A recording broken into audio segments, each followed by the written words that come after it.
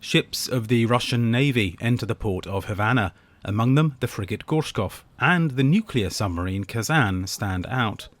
The Russian Ministry of Defense assures that none of these warships carry nuclear weapons, and that this visit does not pose a threat to anyone. Observers see this as a Kremlin attempt to show the world that Russia has allies in Latin America. In the context of Russia's full-scale invasion of Ukraine in 2022, it does add an extra layer of provocation, a little bit of muscle flexing to show specifically now that Russia is not alone, is not isolated in the international community, and can still operate with other powers, militarily speaking, and demonstrate presence, force, and deployments.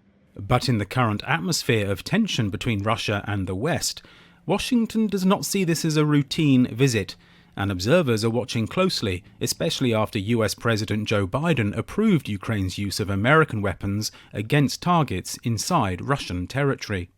Some Western security analysts say that in any case, the physical threat posed by the Russian Navy in these waters is minimal. The ability of the Russian Navy to maintain any kind of competitive posture against the US Navy, particularly at this sort of distance in the United States' own backyard, is limited to the extreme in any kind of warfighting context.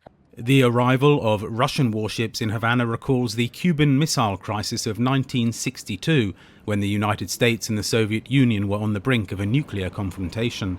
We came closer than ever to blowing up the world because the United States was not aware that the Soviets had actually brought the warheads for the missiles into the island. More than a show of force, this time, analysts see Moscow as sending a message that in the face of growing international isolation, it still has friends in the far reaches of the world.